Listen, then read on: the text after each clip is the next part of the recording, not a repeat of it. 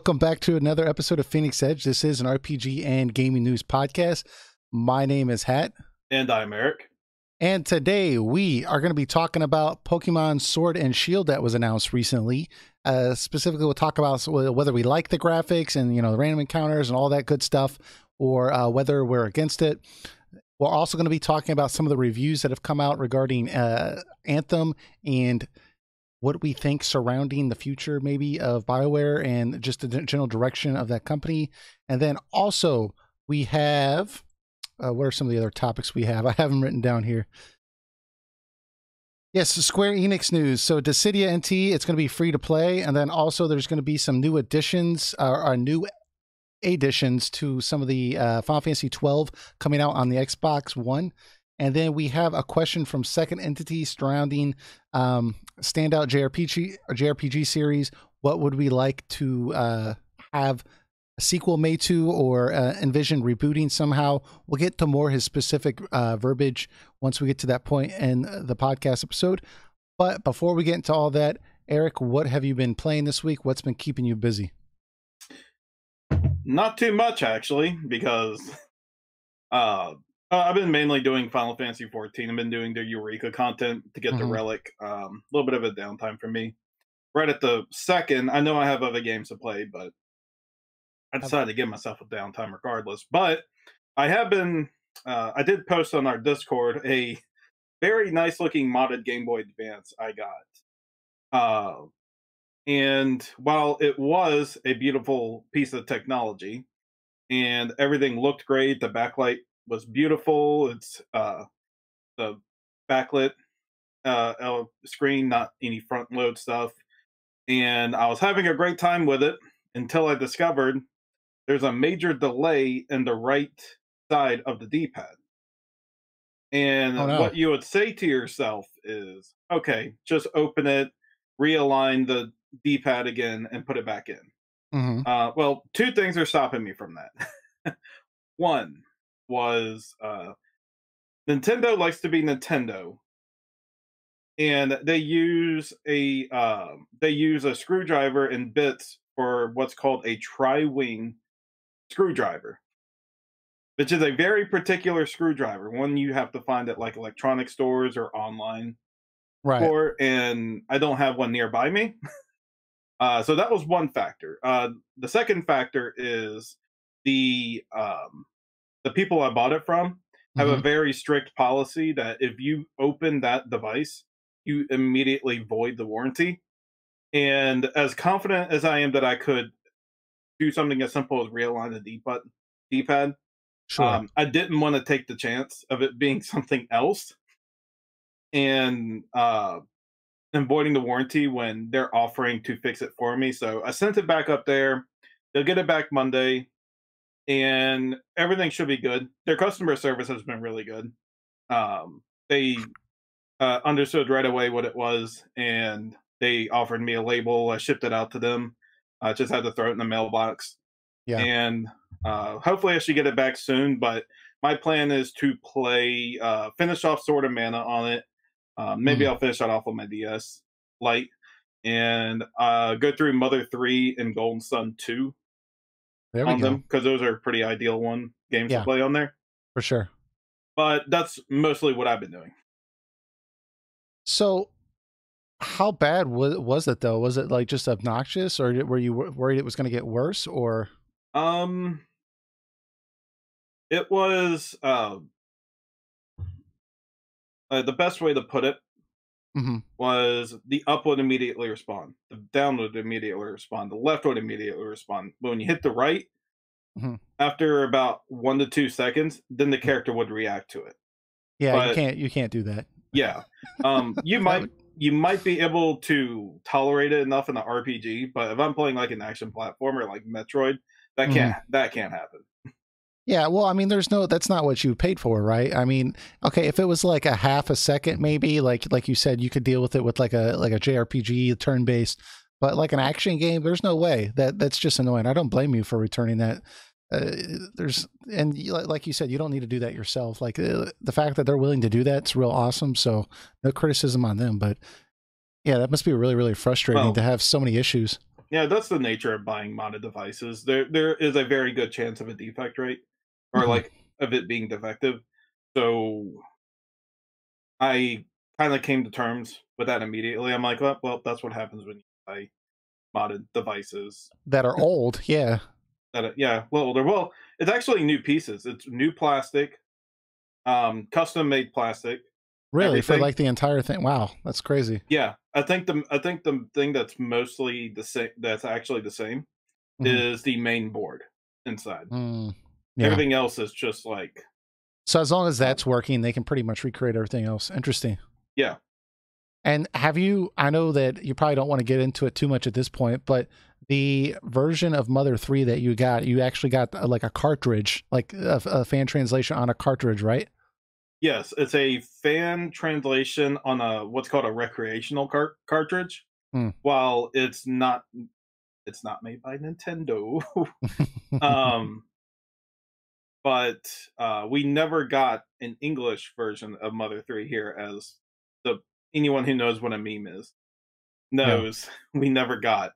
Um, so what someone decided to do was this really awesome team. I forgot the name of them, but they made a pretty much near perfect localization of Mother 3, to the point that you would just think this is just the English version Hmm. of it. They did everything to make it as great as it is. Like when I played a few hours of it, Hmm. like nothing seemed out of place. It What, looked like something Nintendo made. like the humor and all that? Because that seems like a particularly difficult type of game to localize because there is so much humor in those games and quirkiness to those games to where you have to do it just right for it to land correctly. And I can imagine that there are certain things that like landed well overseas that don't land quite the same here. But it like obviously you haven't played the entire game, but from what you've experienced thus far, it's been pretty hit. Yeah, well, what the Mother games and is it gets its humor from its weirdness, Hmm. its awkwardness, or so to say. On top of that, I guess that's easy enough to localize to America, because nothing I've played so far, at least, I can't fully say yet Sure. that I didn't feel like something was felt out of place or weird in terms of I don't understand, I don't get it. Hmm. Like if you do a rough translation of a Japanese game to America, a Right. lot of their gestures and their and how they display humor or their pauses or whatnot is Hmm. not something that really translate well into um how Western mannerisms and jokes and humor works. And that's why localization is so important, so they can understand how that's like humorous in Japan and try to translate the humor itself uh to the West, so we understand, we get it. It doesn't seem awkward or out of place for a character to say that. Right. Like if you tried to translate from English to Japanese, like why did the chicken cross the road? Like it would just be, it'd probably be like, well, like that was just dumb, right? And it is Hmm. dumb, but it's, part of our culture. So I get it. Yeah. If anyone's interested, there is a really good YouTube video out there that Dreamcast guy did a couple of days ago, like 4 or 5 days ago, where he kind of goes into depth on why that game has not been, well, or at least why he thinks the game has not been localized here in the West officially. And while I don't want to like ruin the entire video or anything, you all should go check it out. It's Dreamcast Guy. Just type in Dreamcast Guy Mother 3. It's really well done because he just breaks down a lot of the more controversial things that he saw from the game. And those things might be spoiler territory. So if you don't want to have the game spoiled for you, I'd definitely be wary of that. But there's some really like, I thought, okay, it's 2019. How bad can it be? And when he starts breaking some of the things down, I'm like, okay, that could be kind of controversial in the West. Like, I still don't think it would be an issue if they released it officially today, but some of the stuff is pretty touchy for definitely for a Western audience for sure. So, Would you? I haven't seen the video yet. I'll mhm. definitely check it out later, but because I'm curious myself now. But how much of that do you think Nintendo would be able to censor? Well, and that's the thing. One of the things he brought up is that some people have suggested, like, hey, they censored some stuff in Earthbound. that we got, they could just do that for Mother 3. But the problem is, and I'll just bring up one thing that isn't as big as some of the other things, but one of the things that would probably be an issue for Nintendo today is that it has kids using basically like shrooms get high. And while you could alter that so that like maybe they're not getting high, maybe it's something else, the problem is the fact that they're getting high apparently is a central plot point to like the last third of the game. I mean, so they have an Italian plumber who eats mushrooms to get big. I mean, it's yeah. not too far off. Yeah, so but I guess Nintendo has been really strict against anything that has children using drugs. So the fact that like they can't really like localize that in a way to where like they're not getting high, I guess, has been one thing that he brought up. There's a lot of other things dealing with like more mature topics that were kind of controversial. So when you kind of add all these pieces together, I can see why somebody would come to that conclusion that, Nintendo wouldn't want to be in the media, especially in today's culture, or I don't know if culture is the right word, but kind of today's sensitivity towards some of these subjects. Like there's some transgender people in the game and stuff like that that might be kind of controversial today. I get it, but I still don't think, I think it's a little bit of an overreaction if that's the reason why Nintendo doesn't want to release this game, because there's so much demand for this game to come out in the West. Like they would make a ton of money. So I think it's worth it. Yeah. I think if they tried hard enough, they could make workarounds on it. Sure. They can be like mushrooms are called veggies or something like that. Or they don't get high, they just get very healthy. They like to go out for a jog, something like that. I don't know. Nintendo, if anyone can make content more centered, then it's Nintendo. But the interesting thing is that Nintendo has had no problems releasing really mature lewd games on the Switch lately. That's true. So I don't see what the problem is. Yeah, I mean, I don't know. It seems like a rocky boat. It's like they're fine one day and the next day they're not. Well, I think the kind of case that Dreamcast guy made was, and again, you should go check out his video, was that they probably look at it like they're doing really, really well right now, and why rock the boat? And I get that if that's the case, but you're a company. You can always make more money. Come on. just localize it, get it over here. If people get mad, it'll be something we'll talk about 10 years from now. I do kind of predict that one day GBA games will be available to play on the Switch. Sure. And they may do, or not even that, they may just do a straight port to the Switch, and maybe just like a direct port of Mother 3. Like they kind of like they did with, they called it Earthbound Beginnings. It was Mother 1. Earthbound Beginnings, Mother 1. And it's never been released before here, and they released it straight to the Virtual Console. Granted, they put it straight to the NES console, but yeah, and that was Virtual Console. But they could do a similar deal with Mother 3, or they call it Earthbound, whatever. And I think that's a very low key way to do it. If they're worried about controversy, is just have it pop up on the store one day and just like, it'll be a sensation among people that want to play it, right? They don't have to like make a big E3 showcase about it, Low key means nothing. Like they'll see that one thing and be like, Nintendo is endorsing children getting high, something like that. One person's going to find it, they're going to have a problem with it, and they're going to create a news article and release it. I can already think a few journalist sites in my head, but I won't mention names. But what's funny is that like their competitor, going back to the 90s with Sony, like that was like Sony loved that. They're like, yeah, our console is much more mature. We have all this great content. We don't have any filters. And like, like that was like seen as like a positive aspect. Like, yeah, we have blood, we have, drug references. Like, who cares? That's what we're about. But I guess that's not what Nintendo's about. So I get it.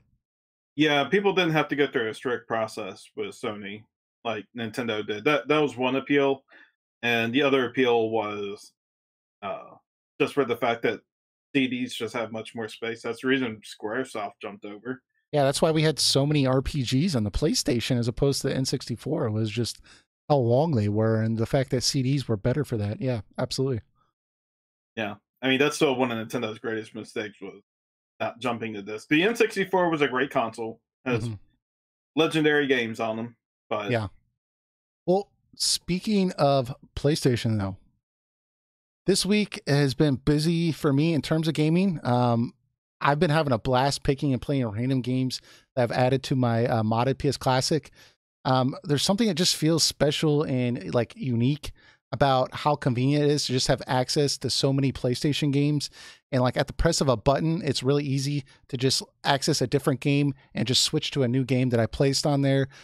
It's really hard for me to find that experience elsewhere. I mean, prior to modding a Classic, I didn't really understand the draw of buying these consoles or modding them. I mean, I understood the novelty of it, but it seemed to me there were already cheaper options and in many cases were better. For example, like emulating on my PC with an HDMI hookup to my television. I did that for a while, but it's just inconvenient because I have to have my mouse and I have to have a keyboard over by the TV and I have to constantly be reaching over to adjust things. And, you know, I have 1,000 things like Discord and YouTube and all these other things to distract me on my PC. And it's just not convenient. Right. And I can play it on the PS3, of course, but you know, I have to own each game either by purchasing it on the PS3 store or getting a physical copy, which apparently you won't be able to purchase these games anymore on the PS3 in the next couple of months, I saw, which is unfortunate. But even then, it's not a big deal to like change the disc. But I don't know. It's just easier for me to have all the games in a digital carousel with all the game artwork, and I can pick up and play and switch within a matter of seconds. And, you know, I think that's what really makes the PS Classic when it's modded, not the base console, but the modded version, kind of unique and like kind of the appeal of it. So this weekend I was playing this awesome square action RPG. It's called Threads of Fate. And it has, I think it has a killer art style. It's got great music.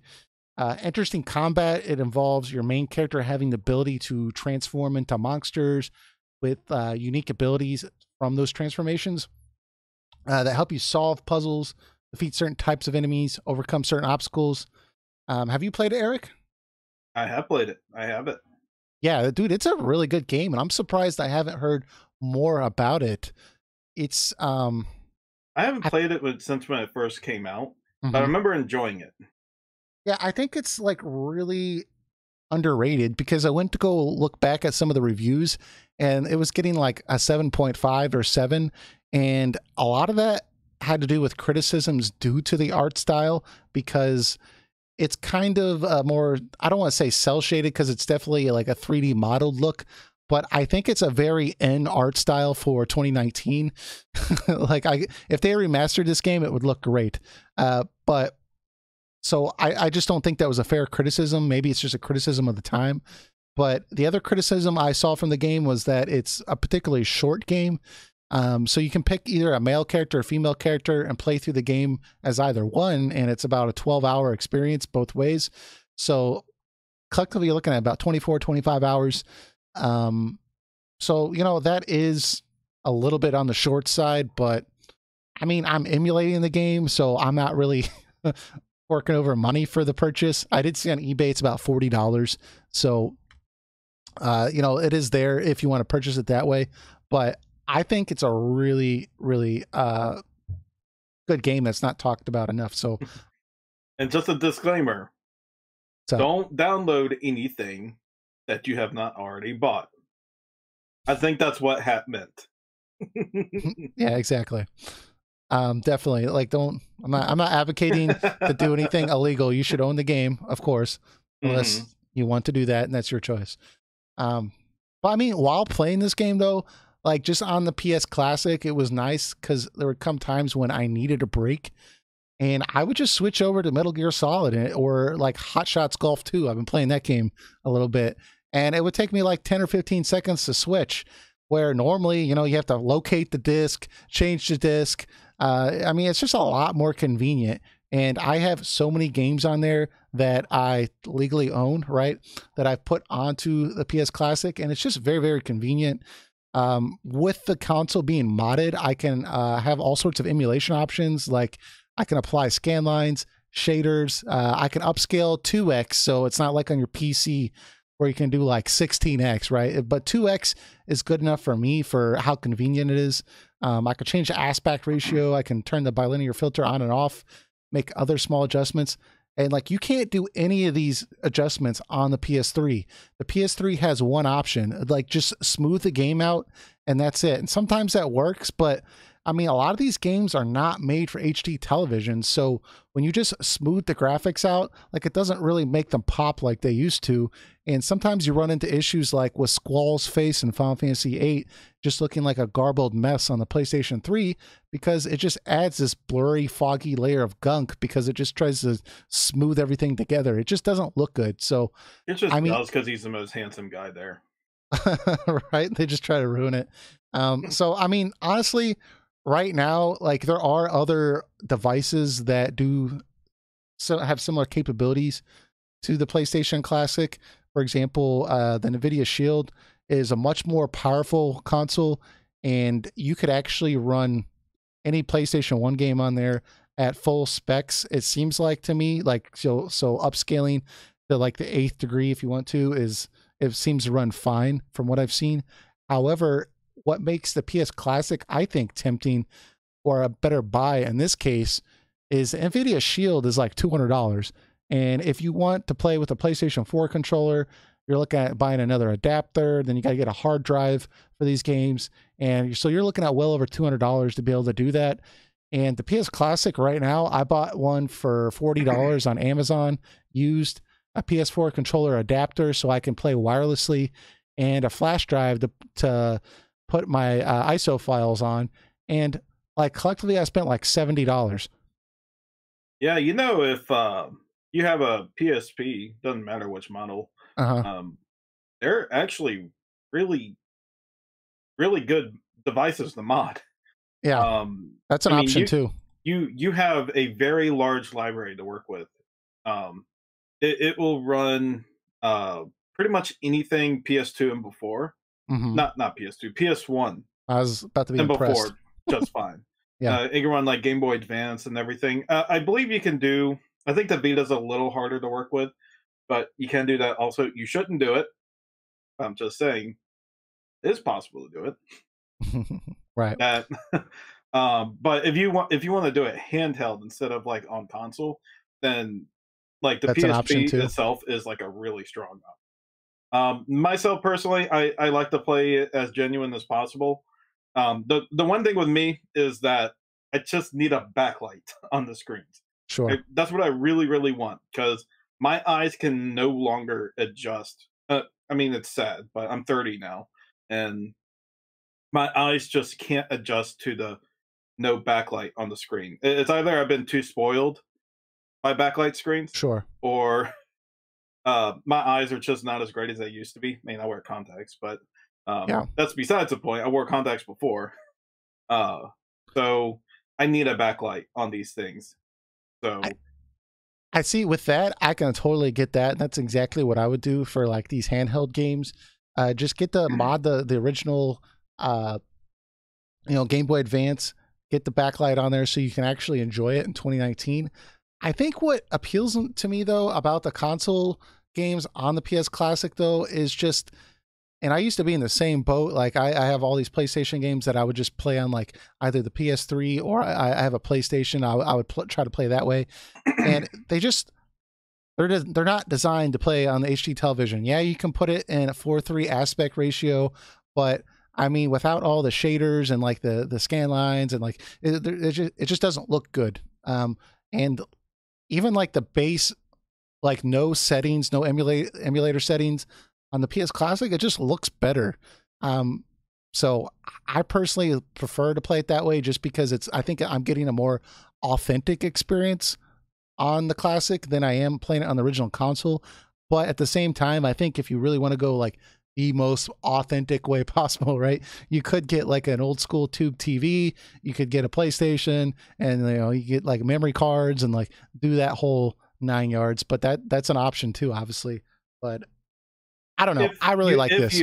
If you have money, to spend, I recommend doing that. If not, if you don't have the money to spend, then finding a retro device or a device you can mod to play retro games is probably the way. Yeah, I mean, especially right now. I mean, you're looking at like a $60 to $70 investment if you want to get like a wireless PS4 controller and you know, all that stuff. You could just use a standard controller and like have like a $50 investment. And you know, they're currently updating the emulator, so they just came out with a recent update that lets you use an Xbox controller that plugs right into the PS Classic if you want to do that. I mean, there's all sorts of things they're doing, but definitely an interesting thing to do. I would recommend, if you do go this route, either hit me up on Discord or look for a recent YouTube video explaining what to do. It takes 5 minutes from the time of opening it to modding it, but you have to do things specifically a particular way or else it won't work. And there's certain flash drives that won't work, unfortunately. So you could potentially buy a flash drive off Amazon and not know it, and it won't work. So definitely do your research, but it's not that difficult. So definitely an option though. Anyways, we have Pokemon Sword and Shield that recently came out. Let me pull this up so we can watch some of the trailer while we're talking about this. Get some new Pokemons. Yeah, some new Pokemon. Let's see here. But anyways, so during a recent reveal at a special Nintendo Direct to celebrate Pokemon Day. That was a whole 7 minutes long. we got our first look at Generation 8 of the next Pokemon RPG, Pokemon Sword and Shield. This announcement was notable because it's the first Pokemon console game that wasn't a spinoff or a remake. While the reception of the trailer has been mostly positive, there's been a fair amount of disappointment, I think, surrounding among mostly veteran fans of these games, primarily surrounding the graphical style and the fact that there's random encounters. Personally, from watching the trailer, I actually like the graphical style. I don't think it looks like a 3DS game on the Switch, which I've seen some hardcore fans claim. I like it too. Yeah, I mean, I'm actually impressed with the attention to detail in regards to the art direction, world design. Like, for example, like the buildings, they have unique features like foliage on the bricks or a messy yard to sit in front of the house. And there's certain art design choices that add character to the world. Like, for example, the fact that like we're having like steam engines that like are railroad tracks that connect cities and such like that. Apparently the United Kingdom was a big inspiration for this world. So I think it looks good, and I do not think it looks like a 3DS upscaled game. Well, what people need to remember is that this is a game made for children, but adults can enjoy it too. Right. So it needs to say in a simplistic manner. Yeah, in a simplistic way. And this type of graphical style really does appeal to children. Like, I can imagine myself as a kid just seeing this and just being like, oh, inspiring towards it. But to the people who were thinking that we were getting Breath of the Wild with Pokemon, no. I don't think the Pokemon Company has ever taken on a task like that. Yeah. You have to remember, this isn't made directly by Nintendo. Game Freak is a company that works under Nintendo. Nintendo publishes. Game Freak makes the Pokemon games. So, of course, Nintendo's doing all the funding they can to make sure that these Pokemon games happen. But the Game Freak has a simplistic ideology with these Pokemon games.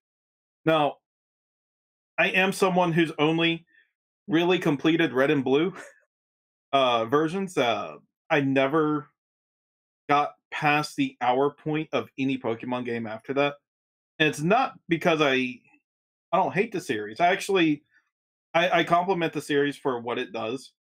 And it does it right. It's just, I collected these 151 Pokemon before, and every time I try to do this, I'm like, man, I feel like I got to do this again. Yeah, see, and for some reason, it just turns me off. Yeah, I mean, I can empathize with longtime veterans who might be a little fatigued with the incremental changes that Game Freak seems to add to each new release. Even as like a self-admitted casual, when it comes to Pokemon, I fully acknowledge one of the largest complaints I have, and it's similar to what you said, is that each new game feels like it's too similar to the previous game. But But I mean, apparently, I like you said, a lot of veterans of this series really were expecting for the big console release version of a mainline Pokemon game to be more Breath of the Wild, and like you said, like that's just not something Game Freak has ever done before. So, I mean, especially with how scheduled these releases have been, with the Let's Go Pikachu and Eevee releases that came out recently, more geared towards like old school fans like you and me, trying to get us back into the games. Like if that's their goal, they really have to get this next release out in a like semi-fast fashion. And I don't think the best route for that would have been to try something completely different that they have no experience in doing,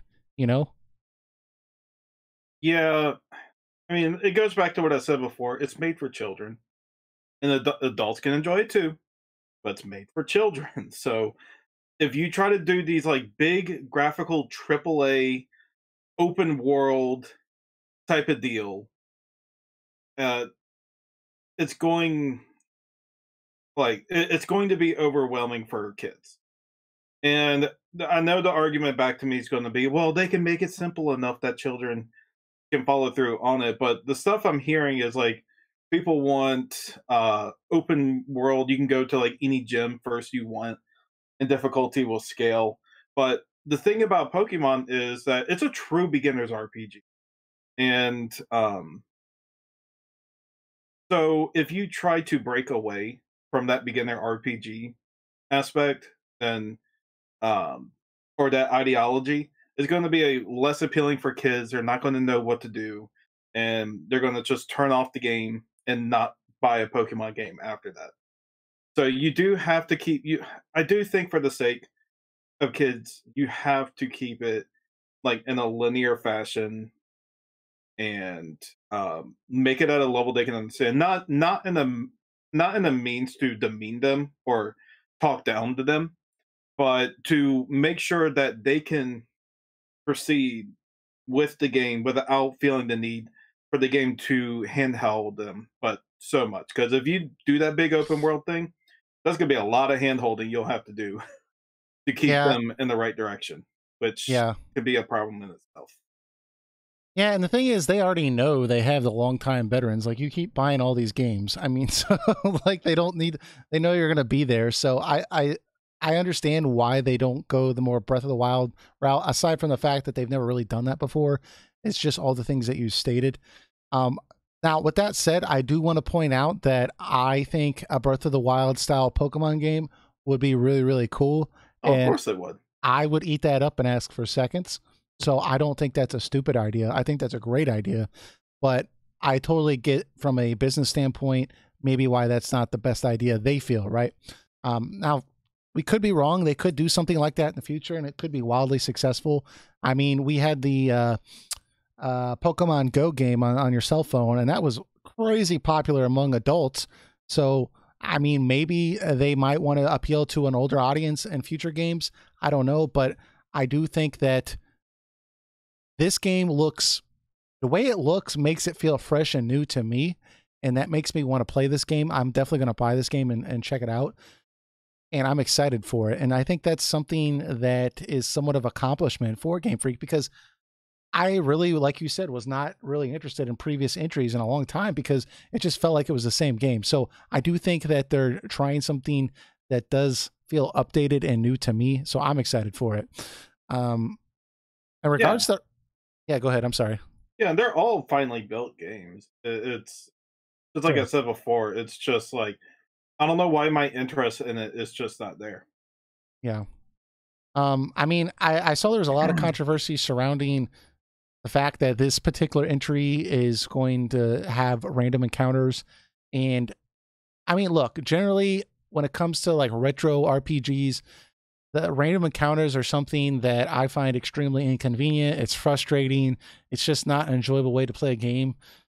With that said, like I just feel like random encounters are the one time that like it actually works in like a Pokemon game, because like I feel like you would lose something special when you can just see all the Pokemon like running across the screen, and it's like a Pokemon buffet, and I can just like pick and choose, like, oh, I want that Pokemon, but I don't want that Pokemon. Like there's some kind of like excitement about the anticipation from a random encounter that you might like find a rare Pokemon. And like, I don't know, like I guess you could like have spawn rates that like, you know, kind of like mimic that, but like there's something just about the fact that like, oh, is this going to be the time? Is this going to be the time that this Pokemon I'm looking for is going to show up? Like there's some kind of anticipation surrounding that. I think if they had an option to turn off random encounters, so maybe when I don't feel like I need to look for Pokemon, I can just avoid random encounters. I think that's a good idea. But I think it's okay that this has random encounters in general. I understand that some people feel like it would be more immersive to have like, you know, like Charmanders running around through like the forest and stuff, and you could go find them and like catch them and stuff. I get it, but I just like the anticipation fact of having like random encounters and like what Pokemon is going to pop up this time. Is it something that I don't have? Is it something I can try to catch? I like that idea. I kind of agree and disagree with that at the same time. Yeah. And the reason I kind of disagree with it is when you turn off the random encounters, it breaks the flow of the level of your character. So let's say that you're going out to, I'm going to use the first game as a reference because it's the only one I know. You leave the town, Professor Oak gives you your Pokemon, and you decide, man, I don't want to deal with any random encounters. You turn the random encounters off. You go all the way to the first city. Mm-hmm. You meet Brock, and you have only level 1 Pokemon. And he completely destroys you. So you say to yourself, oh man, now I have to go back out and I feel like I need to grind. And how the games are built, I mean, if you're, you know, if you're skilled enough at the game, when you go through the grass and go through the random encounters or the trainers who stop you, you're getting the EXP you need to take on that first encounter. Sure. So it feels like a more streamlined experience. But the other side of me that agrees is like if you're like really stuck at like in Moon Cave or something, but that at the same time is teaching the kid to learn how to do resource management. Like you can't just blaze through something and just like then use everything on your like next gym encounter. You need Sure. to learn how to get through this cave. You need to know what items you need to take with you and stuff like that. Like those are learning experiences. Now, on the idea of random encounter versus like enemies on the screen, that's a different argument. But which I kind of argue with also. That's actually kind of a criticism of mine in Dragon Quest XI is that you could run past enemies and all day, but you would get to a boss, and then the boss would destroy you, and the people would complain that you had to grind. It's like, well, if you actually fought enemies as you went along the way, chances are you wouldn't have had to grind as much as you did.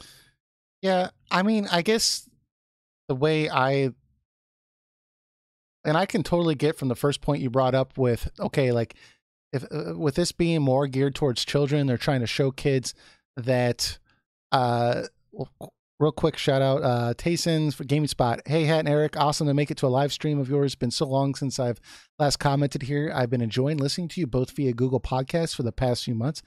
Thanks for listening. Appreciate that. Glad you could make it. Also says, I enjoy random encounters as long as they value my time. For example, they don't happen too often or not enough, and the opening, ending cinematics of the battles don't take too long. Yeah, I think that's really it. Like, it has to be snappy. It has to be to the point. And I guess that's why I suggested we could turn them off. I totally get what you were saying, Eric, about trying to teach the kid that, like, hey, you need to do this so that when you get to that first gym that you're prepared. But I think that since the whole goal of the game is to catch all the Pokemon, right? You want to catch all the Pokemon in this world, and you can only do that from random encounters, right? Like there's a particular reward factor that's not found in most turn-based RPGs for getting in random encounters, because there might be a Pokemon that is something you don't currently have, or it could be a higher level than the one that you have, or something of that nature. I mean, obviously, if you've already farmed all the Pokemon in a certain area, then you're just back to square one, and it's just a random encounter, and it's annoying. I don't think that's enough incentive. People are just naturally lazy and will turn off. regardless of the whole game's well, point. if that's the way they want to play it, that's the way they want to play it, you know. Because one of the biggest criticisms of Let's Go Eevee and Let's Go Pikachu, right, was that like it was too easy. Like there wasn't enough difficulty in that game, and especially on 2-player, like it was just laughably easy. Like there was virtually no chance of you dying unless you like tried to die, right? And you know, like the fact that like I don't know. I just feel like if they have the option to where you can screw yourself if you want to, like I think it might alleviate some of those concerns. Because Dragon Quest XI, like you pointed out, some people felt like the game was way too easy, and then other people felt like the game was way too hard. Right? Like it was, it wasn't a. There wasn't one opinion over the other, because if you played the game like it was supposed to and you battled every single enemy along the way, you were like severely overleveled. But if you skipped enemies, you would be severely underleveled. So I don't know. I feel like that's a problem they can try to like figure out, but I don't mind it, random encounters in general. Like it's not the fact that there's random encounters are making me not want to buy the game. Like that's not the case. Like I'll still buy it even though it has random encounters. There's 2 ways you can alleviate this without getting rid of the random encounters. The first way is that you can have battles built from conceptual wise where the battles go really quick. If the battles go very quick, then people don't feel like it's like going on too long. As much as I love Final Fantasy IX or the PlayStation Final Fantasies, transitioning to a battle takes very long. That's why the encounter doesn't go off as often as some other games. But what I loved about games like Final Fantasy VI is that the battles come quick as they go as quick as they came, and it takes like just a few seconds, and like da da da da da, da and you're off. Now Pokemon could do something like that, where it's like you quickly summon the Pokemon, or just have like easy triggers to summon other Pokemon. Don't make it some long animation type deal with like regular monsters. Like just go pop in, pop out, and then like decide what you want to use, and then battles are very quick. So people won't feel the tedious nature of it. The second is they could, and Bravely Default did this, is they can add a fast forward button, and it can just speed up the entire battle. Yeah, that's true. So if they do it that way, then people will be like, okay, well, grinding's not so bad, or something like that. So, see, I've seen people even suggest though that they don't even like the fact that you battle Pokemon. They just want to be able to catch the Pokemon, and I'm not about that at all. Like, because then I don't know. To me, that just sounds boring. But beating small animals and capturing them, make them fight other small animals. Well, the fact that you battle and level up your creatures, and like they have to be a certain level to like evolve and like all this stuff, like it adds a lot of variety to the gameplay that I think if it just came down to catching Pokemon only, like that would, like, why would you just catch them? And then like I guess I don't know, that doesn't sound fun to me. I think it was games like Pokemon and Super Mario RPG where I felt like I got A good foundation to get into the RPGs. I was able to, because it challenged me, but not overwhelmed me at the same time. Yeah. So I feel like I could take it on, even though it was throwing obstacles at me. I just don't like the idea of me being able to just flip a switch and just be like, well, I don't have to deal with it anymore, and just go through it.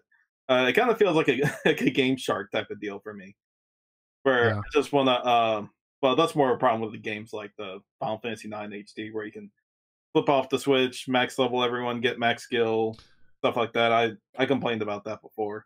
Yeah, I think a lot with the features like that, they really need to add a feature or an option to play the game originally without the ability to do all that, because I don't know, the fact that it's there and I can do that the whole time on my mind, it doesn't make battles feel as exhilarating, because I know like I can always just press this button sequence and like I'll just win the battle. And honestly, like it may be a little paranoia, but I'm always a little freaked out. I'm gonna like drop the controller and accidentally like backs everyone out or something, you know, like by accident. I'm like, oh god, now I have to reset my save. It's something stressful.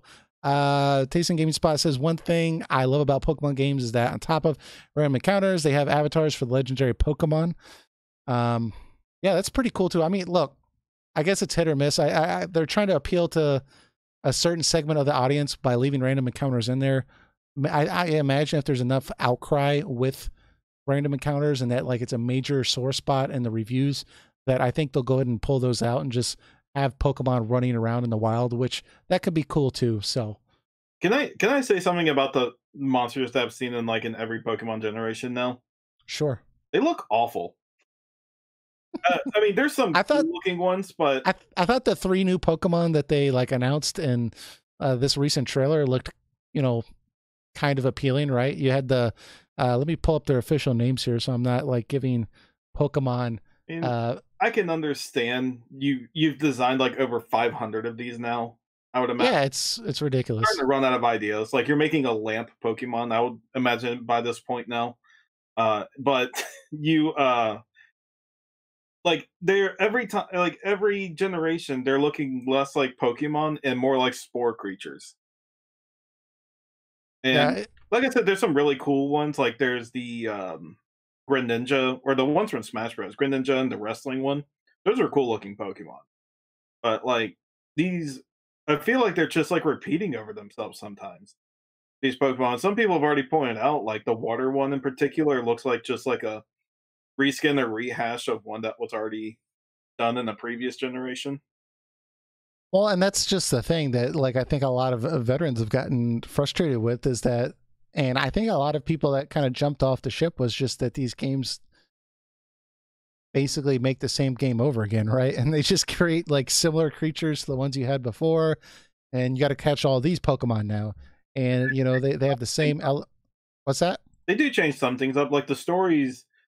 They, I think, by like the later generations, they started really ramping up the story or like changing how you did things Mm-hmm. in these later games. So they have changed some things, but like the main concept has always been the same. Sure. Like So you're right, it's definitely right on that part. yeah, but anyways, so we don't have a release date for this game yet. It's 2019, and who knows when that's going to be. I imagine it's going to be later in the year, probably after the summer. I would think probably around the same time that we saw Let's Go Eevee and Pikachu come out last year, right? Maybe around that time frame. It's definitely gonna be a holiday release, like November, December. Yeah, that's what I'm thinking. So Man, that's gonna make Switches fly off the shelves. yeah, and I definitely want to pick this game up. Like I kind of said that about Let's Go Pikachu, like Eevee, and then like I saw some of the reviews and I saw how easy it was, and I didn't like the idea of the Pokeball, even though you don't have to use that. And I don't know, it kind of like got me not excited for that. But watching this trailer, if their goal was to get some of the original fans excited about this release, I think they did that with this game because I'm pretty excited to play this game. Like I actually want to experience this. I think it's going to be really, really cool to be able to play it. So I'm excited. Gorgeous. Yeah, it looks great to me. And it does not look like a 3DS game. Like I think there are certain textures you could point to that maybe need a little bit of work, but the game's not coming out for another year, probably. But I think in general, like I don't think like there's like weather effects, there's like fog, and there's like some of the like stone textures on the wall. Like I just don't see that being in a 3DS game. So I could see like from a like from a like art design level, like maybe like okay, they tried to like use that same art direction, but like make it like more modern. I get that, but I don't see this being a like a DS game or something like that.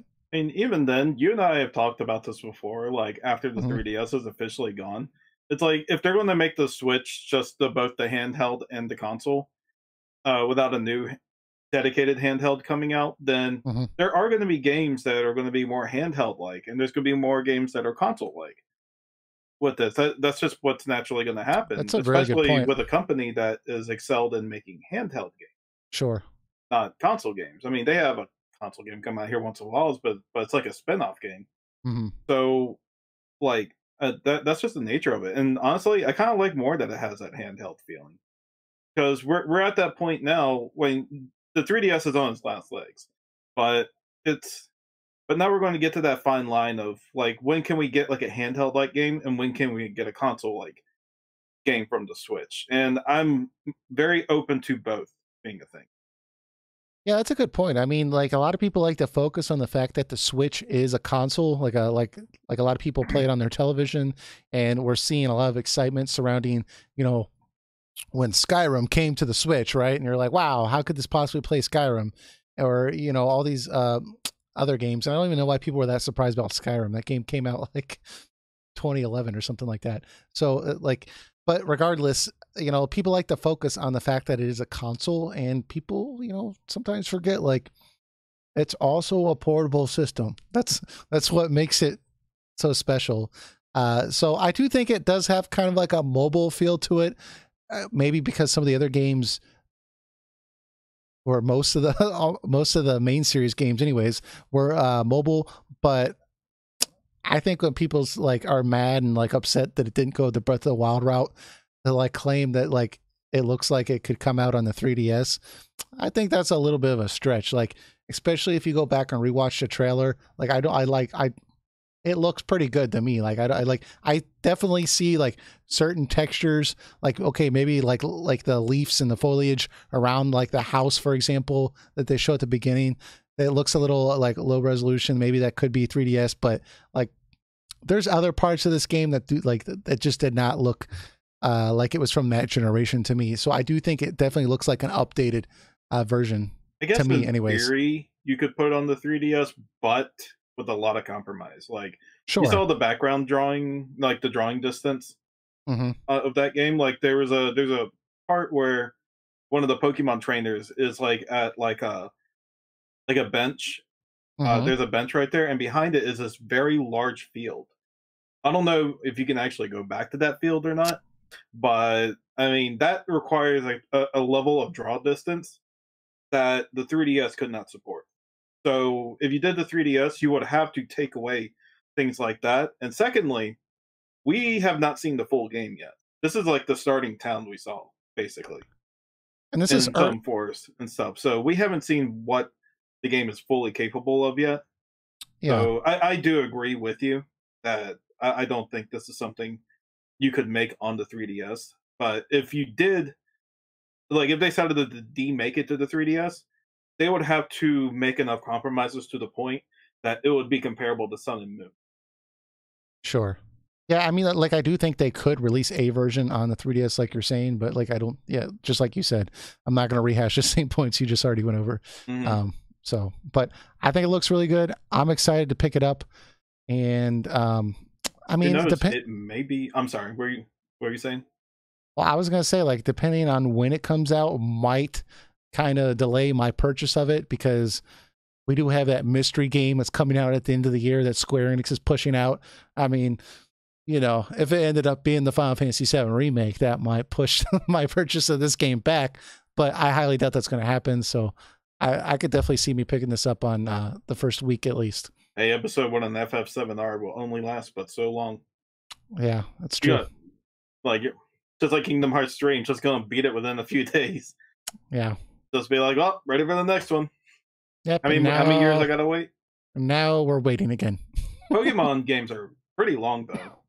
They're if you go out and capture everything, you got a lot of hours to put in that. Well, and that's one of the game. Like we keep going back to this, but like that game just asks you to like 100% it. Like it's like right in the got to catch them all. Like it's asking you to catch all the Pokemon. Like that's a lot of time you have to invest in like to evolve them all. And like there's particular ways like only certain Pokemon will evolve. Like you know you can really invest a lot of time in the game if you want to. So and anyways, so I'll pick it up for sure.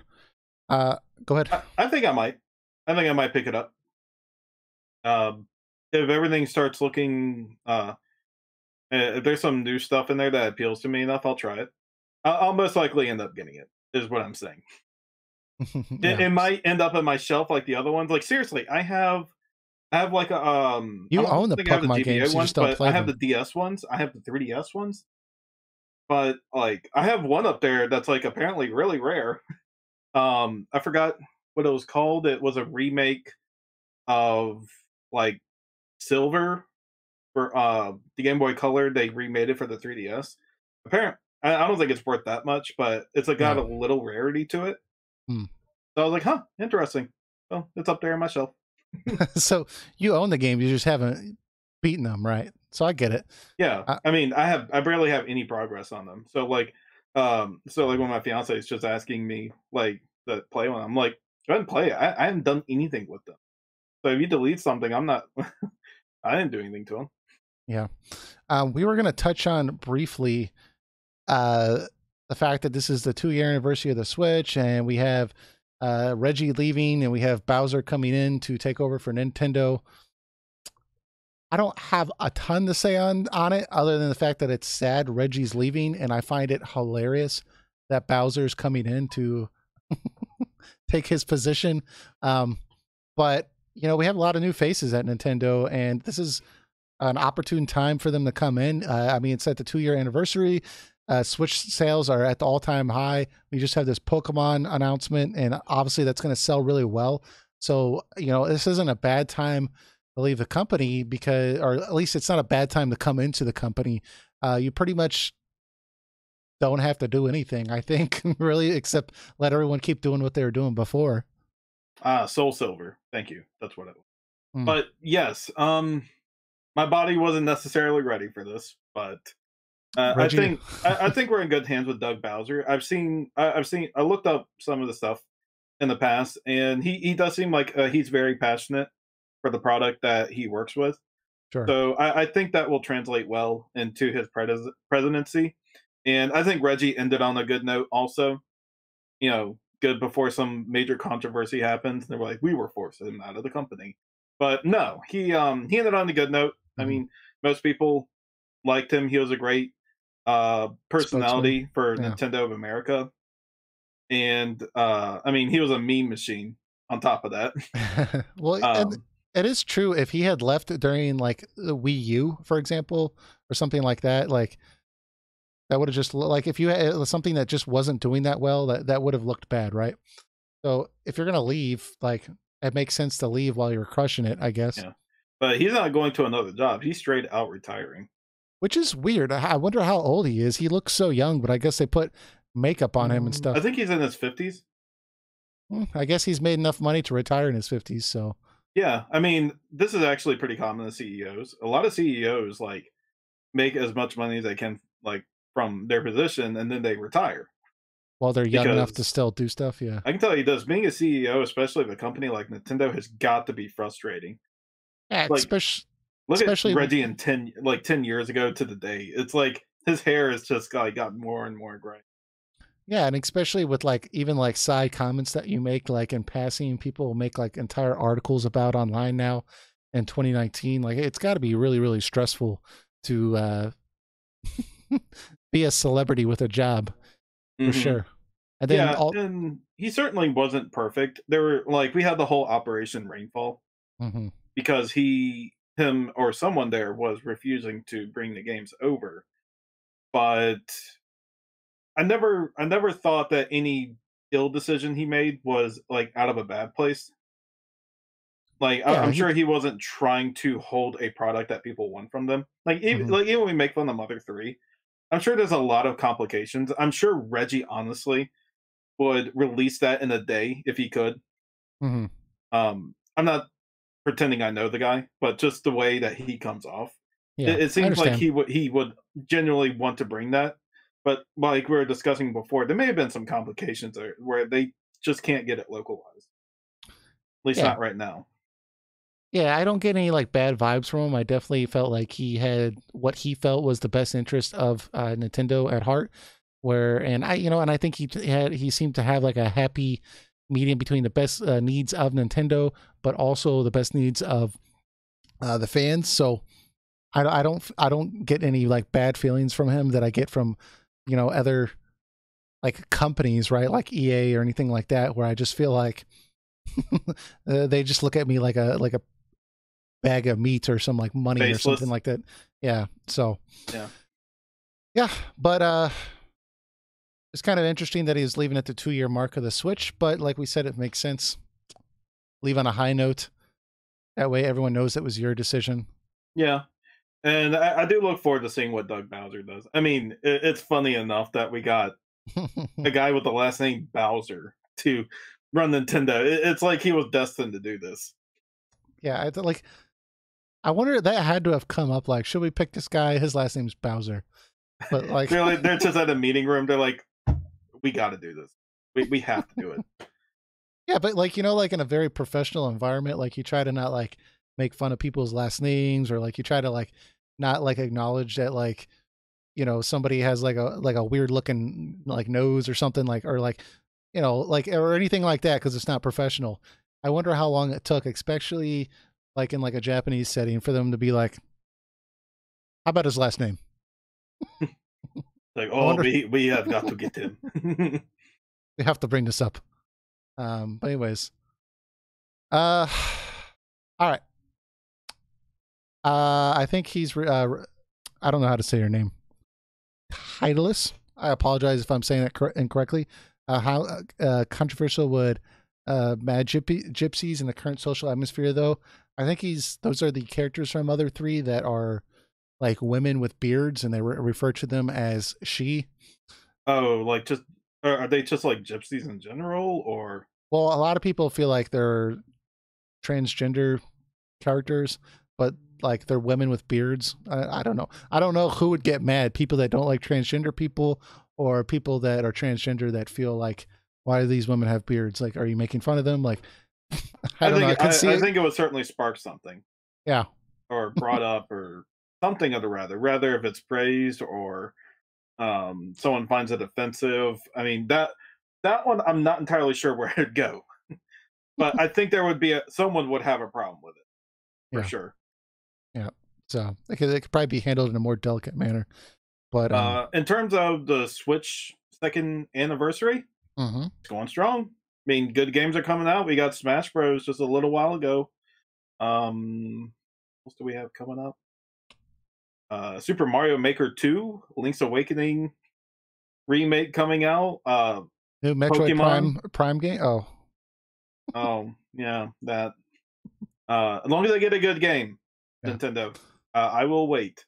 Nintendo's always impressed me because, like, look, like the gaming market has been dominated by like tech giants, right? Like Sony. They have so much money, and they got their like they make so many different things that like even if like the PlayStation failed, like they would still be in business, right? And then you have Microsoft, which owns freaking Windows. Like, Jesus Christ, they're like got so much money to like develop high-tech consoles and stuff. And then you have Nintendo, which I know they do a lot of different things in Japan, but like they're still out there like killing it. And like they don't have like the endless resources that Microsoft has, but they just know how to make an interesting console. Like, and they know the gaming market. So like they've always really, really impressed me. So the fact that they're still killing it after 2 years with the Switch is pretty awesome in my book. I still consider Switch the best console that's come out since the PS2. That is still not my opinion of that still not changed. I think I said the same exact thing in the 1 year anniversary of it last year, and I'll say it this time. I love any opportunity to play it. I mean, I play it mostly in handheld mode. With bigger games, like I'll probably put in the console. But if I play some, like I recently played some Phantasy Star 4 on it, and like playing it on that screen was just on the portable screen, it's just beautiful. Yep. And it's a great indie machine. Where a lot of indies have come out. Nintendo has been on a very healthy level been supplying games like every other month for it. Like I said before, we're going to get Mario Maker 2. Man, that is going to be amazing when that comes out. Because I mean, the worst thing about Mario Maker 1 was that it was on the console that no one bought. Yeah. So imagine Mario Maker 2 on the console where everyone is buying right now. Yep. The amount of custom made levels are going to be amazing. I'm going to spend hours just trying stuff out. Yeah. Yeah. I mean, I think they really made a smart decision when they decided to stop trying to compete in the like technological, like most advanced console market, right? And they tried to go for something that's different but fun. I think that was a good idea, because like if they were still trying to be like the hottest piece of technology on the market, like not only is that outrageously expensive, but like I just don't see them being able to compete with someone like Sony or Microsoft, because they just have so much freaking money, and they like, that's their business. Like, their business is technology. That's what they've done, and for a long time, and that's what they will continue to do. And you know, the fact that like they're like, okay, like, we're probably not going to be able to compete with that in the future. We could, but it's a gutsy game. We saw what happened to Sega. Like, let's reinvent the wheel and make something that's just enjoyable. So they came out with the Wii with the motion control, and then now they have the Switch, which, yeah, I know, like, there's, okay, like, it's not the most innovative thing, but it is unique to and the way and how well it's designed, and like the types of games you can put on there that make it feel unique, right? And I think that you know, Nintendo is just really, really good at what they do. So yeah, I agree. The console's still running strong. I still highly recommend you go out and get one. mm-hmm. And you may say to yourself, "Oh, I just want to play one game on it." I doubt it. I'm sure you can find the library gets so much added in per week, rather for good or bad. Yeah, there is a ton to work with. Like, hopefully, at some point, they get, like, because they're getting so many like indie games and stuff on there that hopefully they get away from this. You know, the fact that like Octopath Traveler is still $60, I think, is ridiculous. Or like Breath of the Wild is like $55. Like, that's, to me, that's the only downside of the Switch, is that the games stay more expensive for a longer time.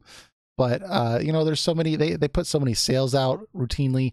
I mean, I picked up Skyrim for like $20 on a sale, on a digital sale. So I mean, it's always out there. But we could talk about this for hours. Yeah, in short, Switch is still great. Happy 2-year anniversary. Hope many more years come for it. Absolutely. Let's move on to the next topic. That way we can keep this rolling. Anthem has come out about a week and a half ago. It was BioWare's 7-year project. And right out the gate, it got all sorts of bad reviews. IGN gave it a 6.5. GameSpot gave it a 6. Has a 55% approval rating on Metacritic. Some of the primary complaints I've seen is that it has recycled content. So you fight the same enemies, do the same missions, long load times. Often the load times are longer than the actual mission, which is preposterous. Ridiculous padding requirements, right? So one example I saw, you had to kill 50 of these Titan creatures to attain 10 crafting items, which you need 25 of these. So you may have to kill the Titan like 150 times, which is just a mission to kill the Titan. Obviously, they're patching this game, so this may be a little out of date, but eventually when you get some of these weapons, there's RNG systems in place for the stat upgrades. So sometimes you might do all this work and then get the item, and there's a 0% increase on the attack because it's measured by RNG, whereas other people will get enormous stat increases with their weapons. So it doesn't feel very fair. And the main story is only like 12 hours right now. So apparently that's some of the big things I saw with it. Maybe you saw some other things, but it just seems like a very bare bones game. And the fact that, you know, it was in development apparently for 7 years, it makes people wonder, like, what were they doing? I don't know. I mean, this was made apparently from BioWare's 18. Like, yeah, and now, granted, a lot of people from BioWare that were part of the A team are not there anymore, but it is their A team that made it. This is a game that's like Destiny, right? Where it's like, yeah, exactly, like a main story mode, but it has like all the online elements and everything. Mm-hmm. Yep, others. A big like shooter RPG, but also like very loot based. That's why a lot of people play it. They want interesting loot. And that's one of the major complaints with it, is just like that system's not very good. From the way it sounds like the game wasn't ready yet. And they decided to release it anyways. And granted, these type of games need at least up till expansion to get their foot off, because that's the nature of a lot of online games. Yeah. Where you feel like you get like the bare bone minimums when the game first comes out. Mm-hmm. But like dedicated people are rewarded by the expansion time. Yep. This one, really, well, bare bones. Apparently, you're not even getting like the first raid for like 3 or 4 months, which is especially long. And I don't know. Like, it doesn't seem like, it seems like from everything I've seen is that it could be a potentially great game, you know, 2 or 3 years down the road after they've developed enough content for it. But everything I've seen has led me to believe that like there's just not a lot of content in there right now for people to really sink their teeth into, and it's really padded out with a lot of grindy systems that aren't really well thought out for your enjoyment factor. So, I mean, again, like this was either. What's that? Doesn't help it's competing with itself either with Apex Legends.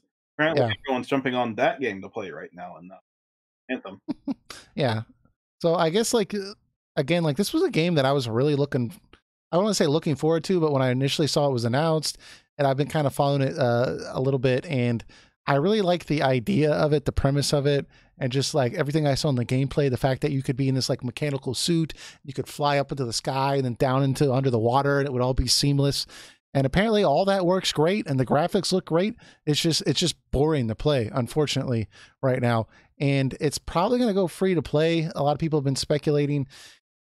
But the biggest thing is like people just feel like what's going on with BioWare, and like the fact that like this used to be like an RPG giant, Western RPG, I should say. And like we're using the term RPG very loosely here because they've kind of gone more the route of RPG mechanics, but more like a combat shooter type of game, but you know, still having very active and very engaging stories. But like, you know, we've had Mass Effect Andromeda that was not very good, and then now this game comes out to like very bad reviews, and it makes people wonder like where is the BioWare of old?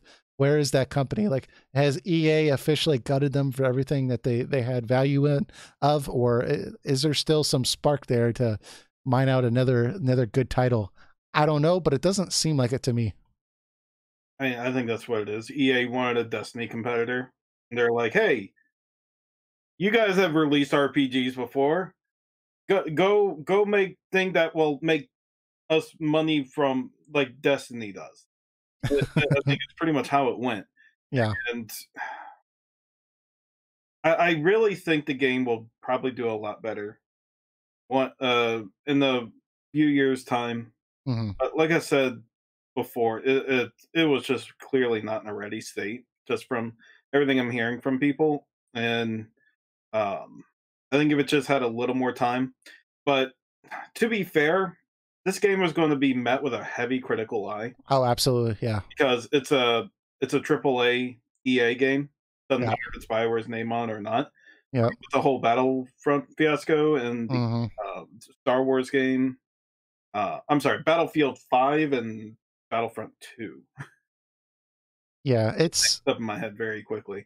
But those were met with a lot of criticism and didn't make the amount that EA wanted and controversies around this. So Anthem coming out already was going to be something met with a heavy critical eye.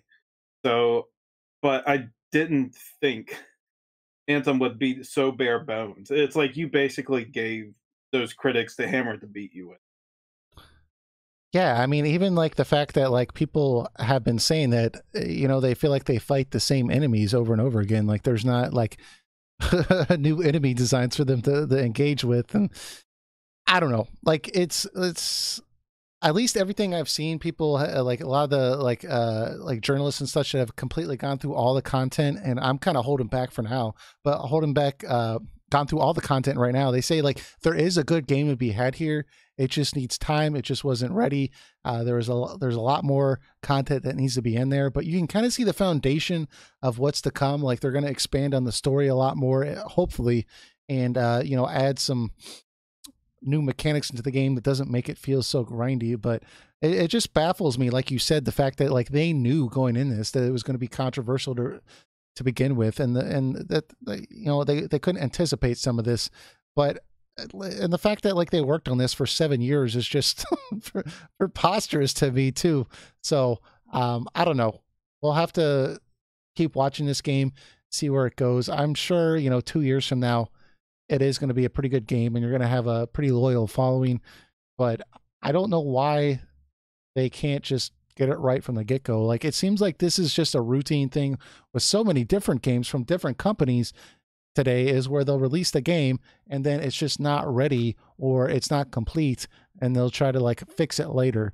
And I just don't like that about 2019 gaming. That's not cool. Like, finish the game, release the game once it's done, let the results speak for itself, and then live in your accolades of just all these awards and everybody's praise. But don't release a game that everyone's gonna bash because like 2 or 3 years from now it'll be profitable. Like, that's not a good philosophy, and I just can't get behind that. I do think this will probably be the game that will probably shift EA in a different direction. I don't know if it'll be a good direction, but I think this will motivate them to change their game in some way or shape. Because the way they've been releasing games, or what they've been doing to them, or not offering the amount of content they should, because their ideology right now is, oh, people don't want single player games anymore. And now they're releasing these like multiplayer centric games with like little story, and they're getting heavily criticized for it every time, and they're losing sales, more and more sales of these games every year, because they think, oh well, everyone just wants to play multiplayer. No one wants to play single player anymore, and they're eating the cost of it. Yeah, and I see from our comments we have Titleist, he says, it feels like a knee-jerk reaction to hop on the bandwagon that never hit a great stride. Destiny has its fans, but it's not as big as anyone actually expected it to be. Dude McGuy says games as a disservice. I mean, I totally agree with all that. And I guess the thing I'm looking at is like,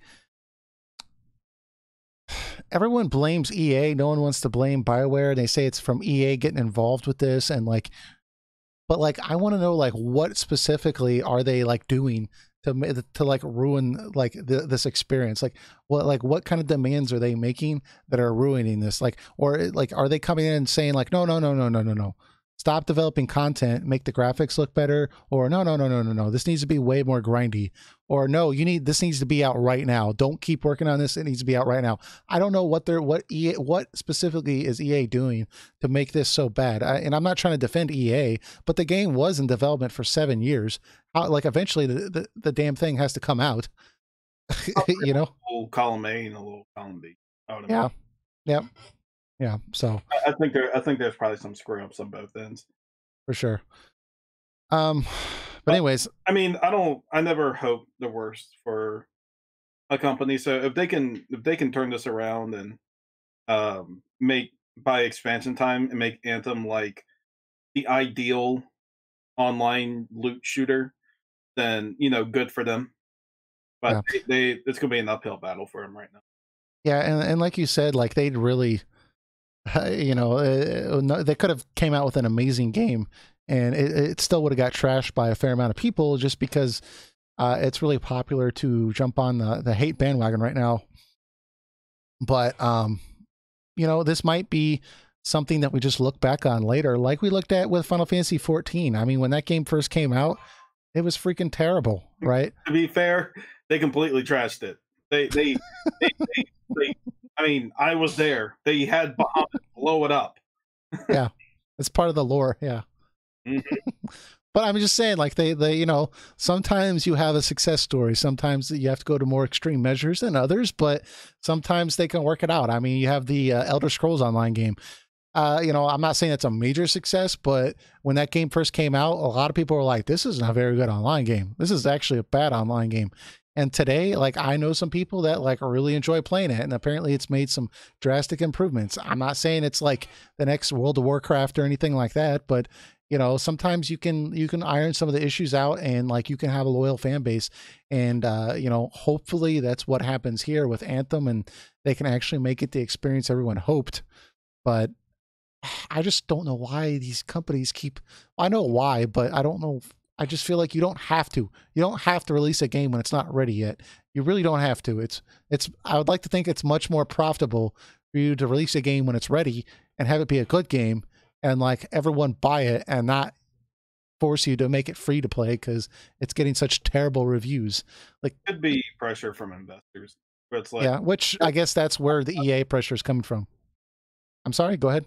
They're like, okay, well, we know it's not ready, but release it. Let the critics say what they want. Let's just get our numbers from it to please the investors, and we'll get more over time. But I still feel like that's not a great idea. Like you got to get I guess you got to get in investors' heads that like, Hmm. look, this thing is going to do awful if we release it right now. You got to understand that we need more time with this thing.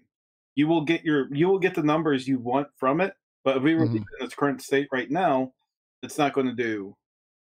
Well, and the thing is, like investors, some of them are stupid. I was watching a YouTube video with like a transcription of some of the, like the conversations that were going on with Nintendo, and they like they were because they were going to have like some Nintendo features at like a theme park. The investors were like, "How is this going to uh, how is this going to hurt sales, or is this going to hurt sales with the gaming market if you're entertaining people by going to the theme park?"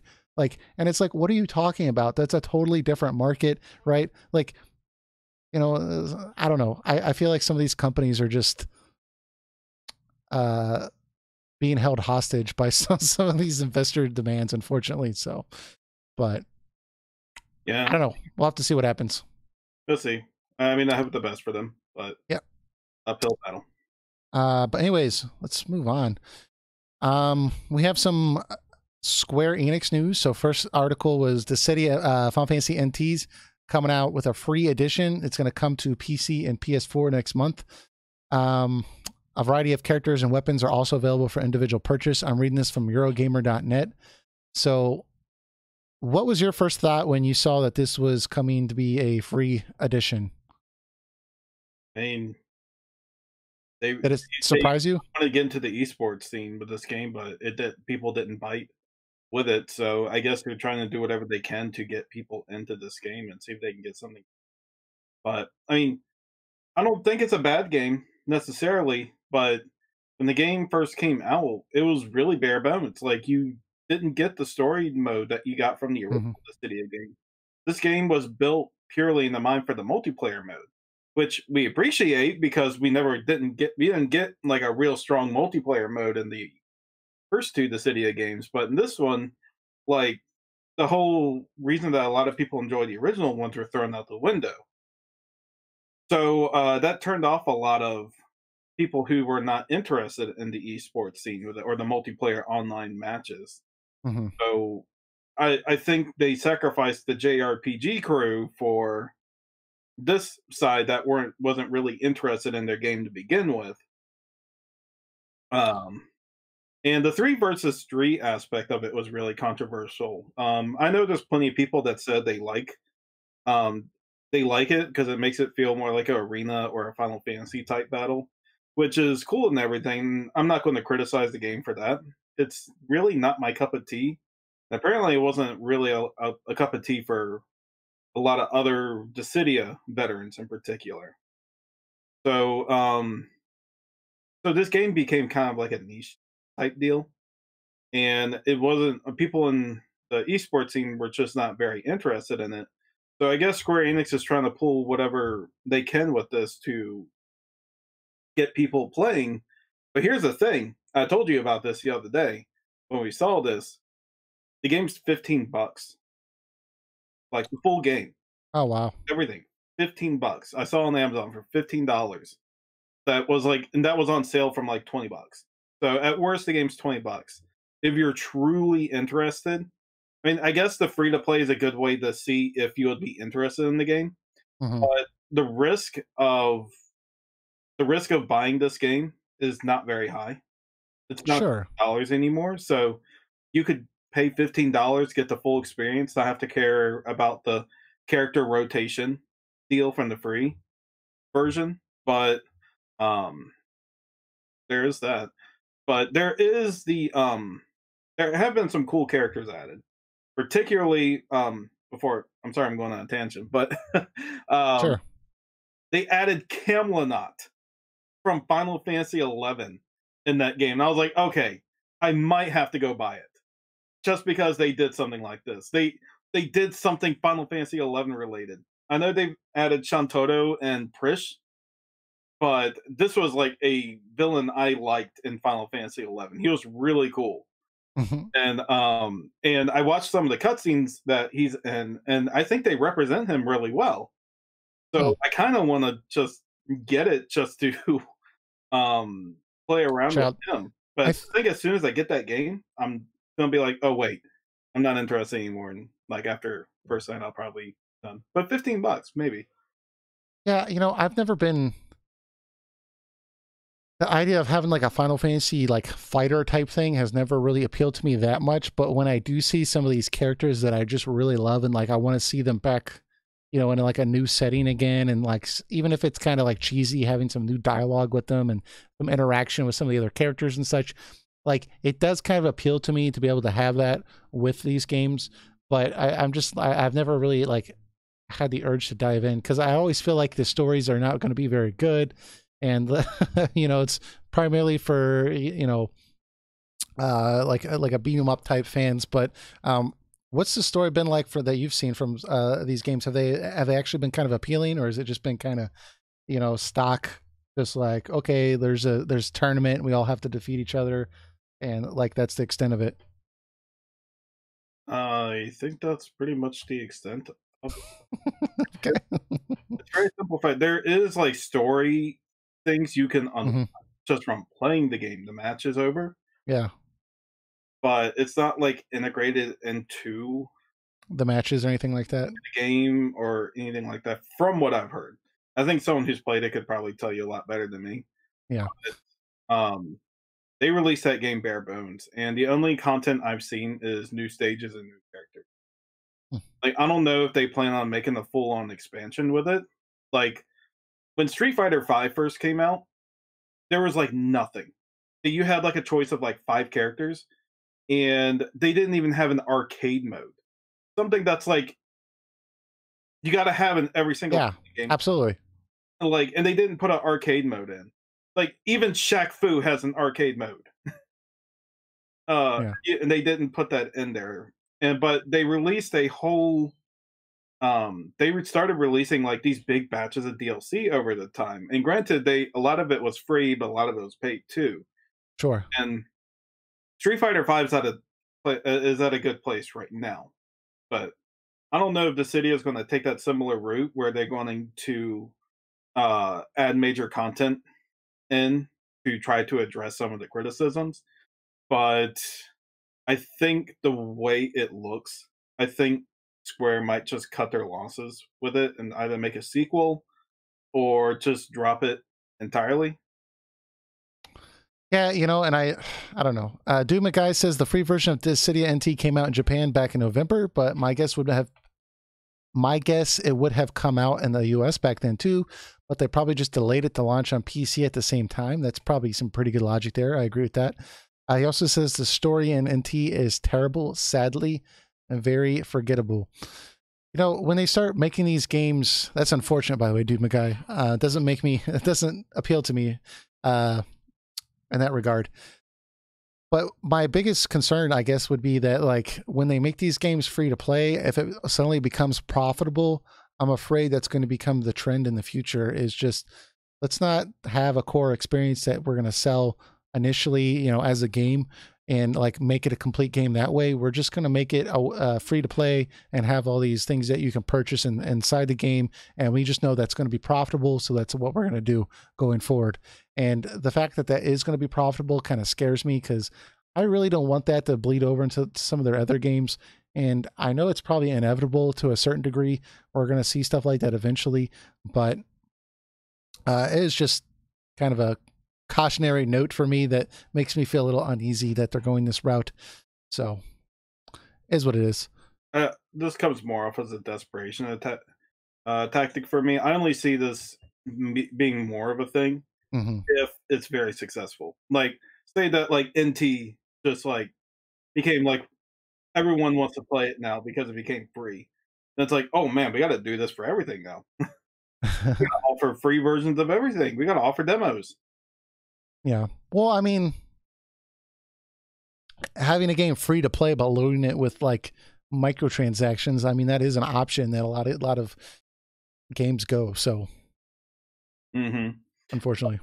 But like I said before with Anthem, it's like I don't want the game to fail. So I hope this generates enough interest for Square Enix to be like, okay, we did good, we did what we can do with it, and Move on. move Yeah. on. Speaking of moving on, though, we also had some news surrounding the Final Fantasy XII Zodiac Age version that's coming out on the Xbox, and I think this is going to be the same on the Switch, but they're going to have some added features. So, for example, I'm reading this from Destructoid. They say Final Fantasy XII's remaster on Switch and Xbox One will also tout an improved New Game Plus, in which you begin your venture at level 90, which I don't care about this. Bring over some items like weapons, magic, and gil obtained during previous playthroughs. On Xbox One X, it's going to run at 60 frames per second. I think the biggest thing is that it's also going to have the ability to reset your party's members' jobs by chatting up Monty Blank in the city of Ravenaster, and you can quickly prepare for specific enemy encounters with the ability to create 3 different gambit sets to manage your party's AI.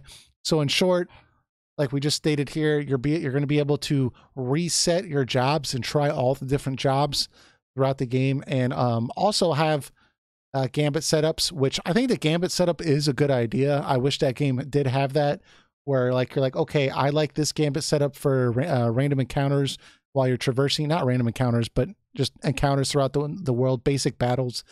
This Gambit setup seems to work pretty well. Let's just go ahead and set that. It's Gambit setup A. Gambit setup B is more for like magic oriented setup. Gambit setup C is for healing. Like, I think that's a good idea. And if you want to create your own Gambit setup after that, I think that's a great level of customization. I don't know how I feel about the ability to switch jobs, because I already feel like the Zodiac Age version is just rebalanced to a point where it's already a little too easy, and the addition of that second job makes it even easier. So I can't imagine like being able to then switch jobs. I guess it's kind of cool that you can have that option, but I feel like that's going to make the game even easier, I would think. I mean, yeah, it is. But I mean, if people want to be able to experiment in one playthrough with all the jobs, I guess that's kind of cool. Yeah, I mean, I don't have much to say about it. It's a couple more modes. I'm not going to pick up the game right away. I think the only Final Fantasy game I'm going to pick up on the Switch, assuming there's nothing wrong with it, is Final Fantasy VII. Yeah. Just because the tablet version is not ideal. Yeah. So I would want to see how that played on my Switch. But I mean, Final Fantasy 12 on the in portable form, it's it'll be there. Yep. So, and it'll have some additional features. So that's pretty cool. It's pretty crazy that they're adding all these additional features even onto the Switch and Xbox One version that you know, the remaster didn't have on the PS4, etc. And they're putting all this extra work into that game to try to sell that game. But then when it comes to Final Fantasy X, you know, they have no shame. Like, they just released a recent trailer. I was chatting with you about this, where they literally used the same exact footage that they used 4 years ago, like the same trailer. Like, they just like took the same trailer that they used before, but then they put Switch and Xbox on the end. So it's like literally the same exact verbatim, same sound bites, same order of the footage. It's probably the PS4 footage. They didn't bother to like show how the game's been optimized in any way for the Switch or anything like that. They're just like, nope, same exact trailer. Who cares, right? So the fact that they've been so, I don't want to say careless, but the fact that they're not doing anything at all to Final Fantasy X, or Final Fantasy IX has a lot of bugs that they, in that specific port, that they haven't bothered to address. The fact that they haven't really been hands-on with those games is kind of bewildering to me, that they're doing all this work on the Final Fantasy XII version and not these other editions. I mean, that's something I highly suggest to people. Do not buy these ports on day one. Wait for let other people buy them. And wait and see if there's something crucial, or they did something that would be considered very lazy or something they need to fix. Mm-hmm. You can tell yourself, well, glad I didn't spend $60 on a game that I already bought on the PS4. Yeah, it's especially if you're going to play it on your television, like the PS4 versions. If it's literally the same exact thing, they didn't do anything, it's probably the better version, right? But with that said, like the Final Fantasy X PS4 version that came out on PS4 initially, it had a couple of bugs that I'm curious to see if are fixed in the Switch version. Mainly, it didn't actually have random encounters. So if you got to a battle and then you reset your game save and then you ventured out, you would get into the same exact battle with the same exact enemies. They do the same exact moves, the same exact damage. And that irritated a lot of people because that was not the case in the PS2 version. It would also reset the background music. So every time the battle ended, the song that would play for the area would reset from the beginning. And that was frustrating for a lot of people. Eventually Square did fix the PS4 version after a couple of years. Now the Final Fantasy IX version that came out on the PS4 still has the music problem. That bug translated over to the Switch version. So I'm curious to see if the Switch version is going to have these bugs addressed, because they never fix it on the PC version. They just linked to like a third-party mod that fixed it. They didn't bother to make their own fixes. So I don't know. We'll have to see. Like you said, we should probably wait to see what some of the initial reviews are. I'm going to wait about a week, because I think especially these games, people are really excited about them. You'll see a lot of like hoo-ha about the game being released first day or two. And then, like we saw with Final Fantasy IX, after about a week, we start seeing people complaining about the sound issues and stuff like that. So I'm going to give it about a week, see what the word on the street is with these games, if they're good ports, and then I'll pick them up. We'll see. Finally, we have hold on, let me get some of these comments here. Would have loved to hear some FF Tunes remixed by Nintendo's composer. Yeah. You don't like those two songs we got? I think they're talking about Smash Bros, I guess. I don't know. Anyways. They're offered like Cloud and like just a few songs in the stage and that. Well, what do you expect? Unfortunately. So we had one comment that we wanted to bring up from Discord. We're going to try to address some of these discussion topics that were suggested gradually over the next couple of weeks.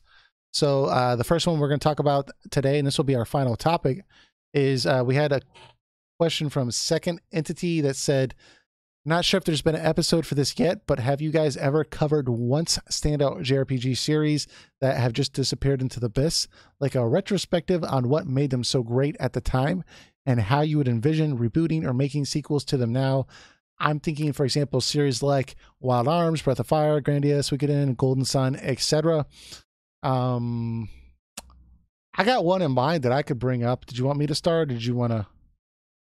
Mine's gonna be more of a general type thing. So, well, I was trying to I had two that came to mind, and this is kind of an odd topic to talk about, because I don't want, for me to talk about how I'd want a sequel would require me to spoil a game, and possibly this could he's kind of aiming towards games that not everyone has played, right?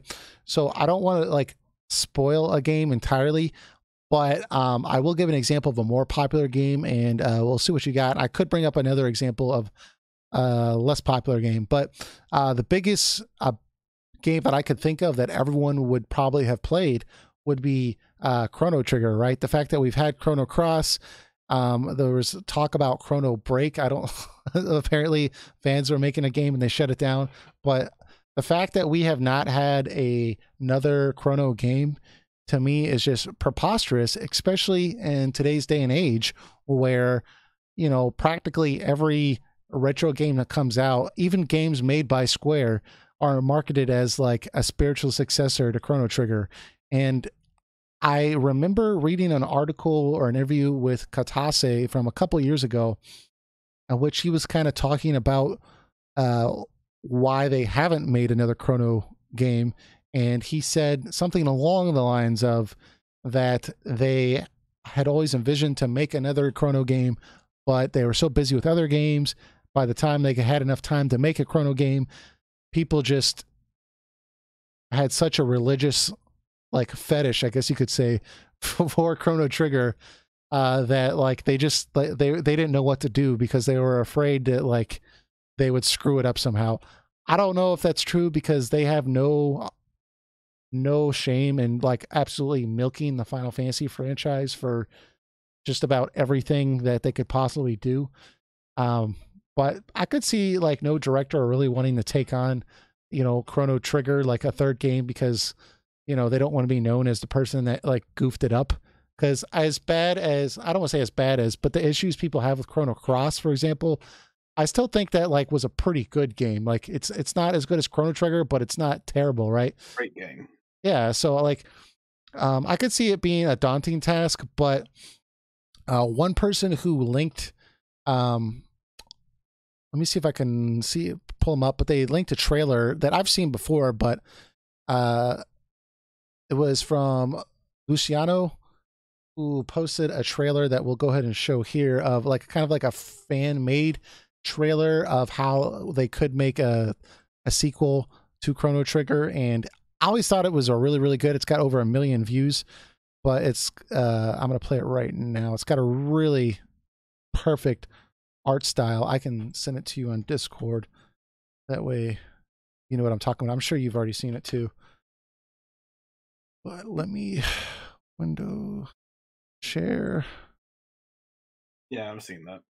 Yeah, it's honestly like if they came out with another Chrono game, this is exactly how I would want the art style to be. Clearly, this is a trailer.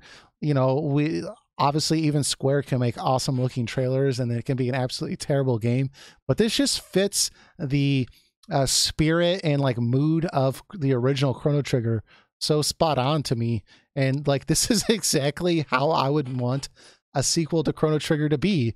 Or maybe I don't think I would go necessarily a sequel route. I think I would just want like another game that's in that world, but maybe not like a direct sequel to the events of Chrono Trigger. Because I mean, there's so many different endings to that game. It would be kind of hard to pick one and be like, okay, this is the one we're going to make a sequel to. But would another Chrono Trigger game or a Chrono game appeal to you, Eric? No. No, why not? I just don't think that they can come up with a clever enough. You don't think so? Even Chrono Cross, as much as I love that game, is on very shaky ground. And I a lot of controversy to the state, and it's really hard to make sequels to time traveling. yeah. Well, I mean, I'm not saying look, it couldn't be done. And mhm. I I was think excited if a third one got announced, but sure. it's just something about it just tells me leave it alone. I don't know. Maybe that's Square's outlook on it. But to me, like, okay, like I think Chrono Cross is one of Chrono Cross's main issues was just there was too many characters and too many too many endings, and it took too long to get through the game each time. And like, and you know, there had some other issues too with some of the writing and everything like that. That wasn't maybe as enjoyable as the first one. I think the genius behind Chrono Trigger was the fact that like it was so short that you could play it multiple times and it would still be enjoyable. And I don't think it would be that difficult. I don't want to say that difficult, but like it would be easy. But I think they could come up with another game and that general idea or that general framing. Like I said, I wouldn't make like a direct sequel to where you have like Luca and Chrono back in it again for another adventure. I don't know if I would go that route because I feel like the original game is perfect in so many ways, and I think that like if you try to like mess with that plot line anymore, you could possibly just ruin it entirely. But I do think they could make another time travel game and it could be a really good game. I think they could with some new characters, some new stakes. I wouldn't bring Lavos back. I would just do something entirely different, but you know, have you go to the end of time and just like really just go on a whole new adventure. I think That'd be hard to write Lavos out because Lavos is the reason they can time travel to begin. they could come up with something else. Oh, you're talking to a chronologist here. I'm just saying, like, I just don't like, dude, it's Square. Like, they could figure something out. Like I just sat through Kingdom Hearts 3 with like where they just tied up like 10 games, right? Like they could they could figure a way out like to do this. I don't think it would be that difficult. And it's kind of honestly from a business standpoint just baffling that they haven't tried. I think for a third Chrono game, what I liked about Chrono Cross so much was that it dealt with dimensions instead of time Hmm. travel. Sure. So I think if they come up with a unique way to uh, make like do like alternate places, um, that would be really cool. On top of that, make it in a completely different era.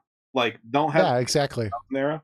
You can make it the 1999 era, and it's like everything is fine and a-okay because Chrono and his team stopped Lavos from destroying the world in 1999, and you can maybe have some weird time alterations going around. Like there was like you saved them, but because like you created some type of paradox, Right. how like things are going crazy, and you just and your new team has to fix it. Or I mean, yeah, or like the fact that he fixed the timeline, but because he fixed the timeline, or he made it good for everyone, it wasn't good for a particular person, right? Or like there somebody's family died, and I don't want to get too much like Chrono Cross territory because there's all sorts of routes you can go, but I just think there's more room to expand upon that story, and like you don't have to go back and remake Chrono Trigger to make a good Chrono game. Hmm. Yeah, I mean anything's possible with the series. So um, I'm just thinking if current Square Enix. Oh, absolutely. They would just gut it and it would be a terrible game. Yeah. People would be pissed, but Um, I wouldn't like if they could make another good game in that series, like I would be all about it. What do you have? well, I'm just going to go through the list of the question here, and um, all right. He mentioned a few. All right, Wild Arms. Wild Arms ended up being a Wild Arms 5 was a very generic JRPG I game. haven't played all of them, so yeah. I played the first one, second one, and then I played I think one on the PS2. Yeah, I Yeah. think I think I would just. I mean, you can do anything with Wild Arms. Hmm. You just have to make sure it's like Western sci-fi theme type of deal. And I think if they just took inspiration from at least the first three games, 4 and 5 are just generic, Yeah. just awful generic to me. But Haven't.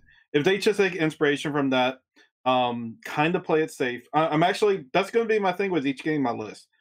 They're going to have to play it safe to an extent, just to show players that they understand Hmm. what these games are, and then they can go into a more experimental phase if they decide to take the series further. So Wild Arms with that, Breath of Fire. They tried to make a mobile game with the sixth one. We never got that here. I have no idea how that game turned out, or even Yeah. if they got released. I would need to ask my friends who played Japanese mobile games. But let's say Breath of Fire 7. I would honestly make that a handheld game, like maybe like on the Switch or something of the rather, Hmm. whatever consoles out at the time. And I would make it like an HD cell shade um, type of deal, like with beautiful, like no, not cell shade, just beautiful character sprites, and So have it be inspired from Breath of Fire 4. sure. So you said handheld, like you specifically mentioned Switch though, right? Not like mobile, like cell phone. Yeah, not like no, not like handheld like that. Just like on the Switch. Hmm. Yeah, I could get behind that. or you can make it on the PS4. Why not? Uh, let it be on the three, but let it be simple in the 2D character sprite, and Hmm. just make it comfortable to play. The one thing Yeah. about Breath of Fire 4 is that it's kind of hard to control the characters because they're such tight corridors that you Sure. get them through. But just make the areas just open enough that you character feels comfortable traversing in. Yeah. I think they should just take inspiration from that and make a classic like Breath of Fire. Grandia, same thing. Just go back to what worked in 1 and 2. Um, I've been Golden playing. Sun, I've been playing some Suikoden lately, so yeah. Golden. I mean, Suikoden. I'll say the same thing about. So, sure. Golden Sun. The third game was mixed with people. They I don't think it was very ideal. I think it probably branched off the old ones too much. I think if they make a Golden Sun 4, I think it should be a completely different era. I agree Like with that. be Yeah. more in the future, have it be more maybe like more steampunk like the towns, Hmm. or like more like industrial era, and make it where like people have not been able to, or people have been less reliant on um So alchemy, you or they found a way to make the alchemy into technology. So you're asking them to Final Fantasy VII Golden Sun. Not Final Fantasy VII Golden Sun. I would compare it more to 6. Yeah. Have it be more like that, and they just like use alchemy for producing like new technology and such. Yeah. And maybe kind of reminisce some of the events happening again, but like in a new, different way. That's one way they could do it. I mean, I didn't like the third game and the fact that we didn't get to see some characters like Felix or Ivan, stuff like that. But yeah, so if we revive any of these, I think they, like I said before, you just need to kind of play it safe. Let people just convince people that you know how this property works, and I mean, of course, do something new with it too, but not so new that it feels like it strays away from that. And then when you get people into your hands, then you can maybe start experimenting a little, but again, not to the extent that people forget what the. Which I think the later Suikoden games were guilty of. Yeah, I think the key here would be to make sure that you keep the scope of your game in check, right? I think you get in trouble when you try to be a little too ambitious. And that ends up what happens is like the game takes too long, you know, like the game comes out before it's ready and it's just not a good experience. So I think keeping the game's scope in check and really having a clear vision of what you want. And like you said, going back to what worked, I think that's definitely a route that'll really help.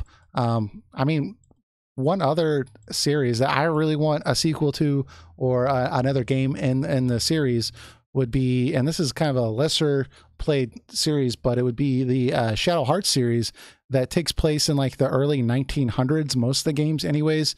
It's supposed to be like kind of like real world, but like all these other like kind of sci-fi, or I don't want to say sci-fi, but like kind of like spiritual things are going on the side with like demons and stuff and like magic and stuff like that.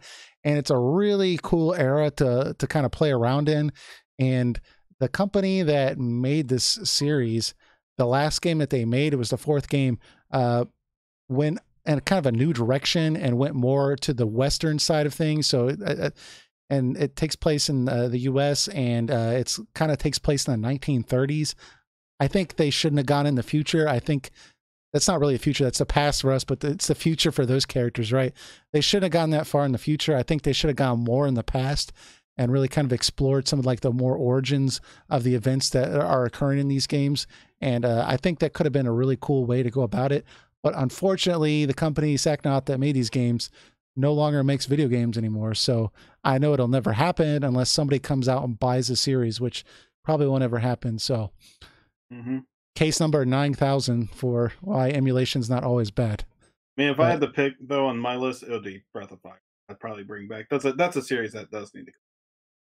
Yeah, from the games that he suggested, though, I would say probably Golden Sun for me personally. That seems like a series that I would take that too.